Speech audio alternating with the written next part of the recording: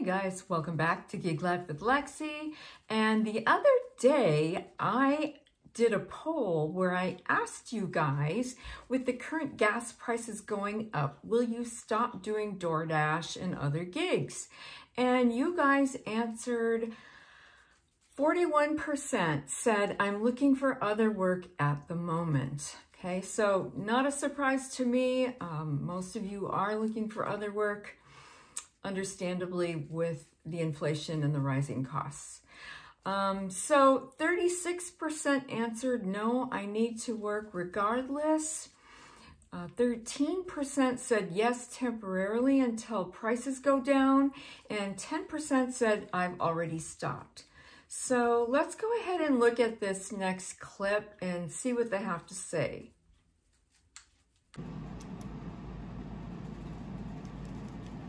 Us hard, and we've gotten used to the convenience of having things delivered right to our doorsteps. But the people who bring you all that stuff from DoorDash, Instacart, and other companies have to fill up their gas tanks too. Wait News reporter Gail Levy joins us now. And Gail, I imagine it's frustrating for delivery drivers.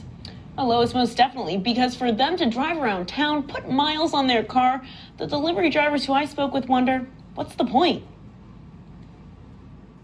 The little luxuries we became more and more accustomed to during the pandemic are becoming less and less worth it for delivery drivers. You spend more money on gas than what you make, so it doesn't make sense.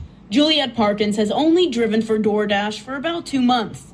2 months that she really enjoyed. And I like to drive around and see different places, and I like to give the people their food. Her goal was to make some extra cash. But with gas prices hitting more than $4 a gallon, it's no longer worth her while. How much money do you get from each trip? Not much. Yeah, it's embarrassing to say, so I won't say it, looking out for the other dashers. So yeah, not much. I need to do something better.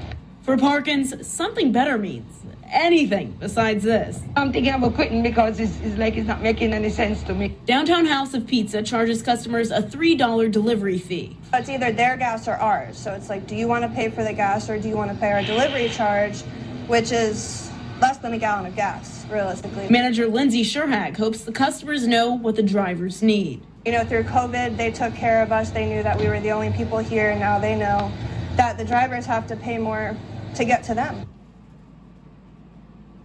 So their big message, don't forget to tip your delivery drivers. And I also reached out to DoorDash to see if they'll up the pay for their employees. They told me their way of helping is finding their drivers discounts for gas and car maintenance. Okay, so that's that. So here are some ways that I found that we can all save at the gas pump, okay? And number one would be to use apps to find the cheapest gas, like the GetUpSide app, for example. So if you're not on that, that has saved me a ton of money and you get cash back. So please look into that. That is a great way to save money. Okay, next one would be to skip the premium option. Obviously, if you don't need premium fuel, don't get it. Join a fuel rewards program. Use a rewards credit card. Use cash instead of a card. Next one would be to use free or discounted gift cards. Okay, fill up early in the week. Mondays and Tuesdays are always best. Okay, don't wait until the weekend. Gas is much higher on the weekend. Okay, the next one would be to plan your routes.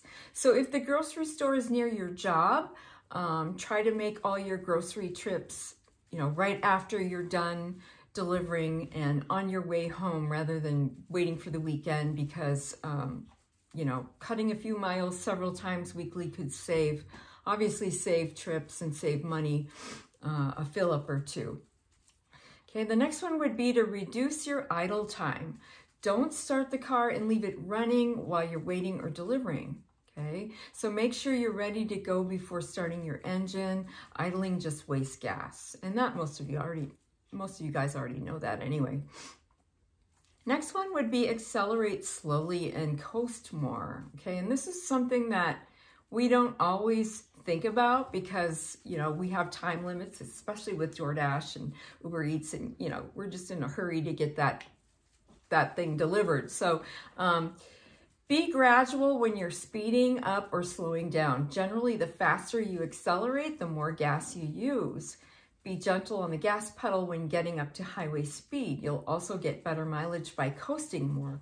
So look ahead for stops and turns. Take your foot off the gas a bit sooner and slowly glide to a stop. This actually works. I've thought about this and I've tried it myself, and it actually does work. Okay. Let's see, the next one would be, sorry guys, I'm just lost my place. Okay, so the other thing is to use your cruise control, but sometimes, now this is depending where you are. So if you're doing a lot of freeway driving, then obviously this would help. But if you're not, then don't use that. Reduce the use of your heater and air conditioning. Okay, this is a no-brainer. Blasting the heat in the winter or the air conditioner in the summer has an effect on your fuel economy, so that's another thing to keep in mind. Okay, another thing would be to follow the speed limit. Don't be so fast. Just drive under it maybe a little bit. That can pay off in many ways, more than you might think. The faster you drive, the more wind resistance you face, which obviously reduces your fuel economy as well. Okay, now here's another one that I found that is really, really often overlooked, and that is your tire pressure.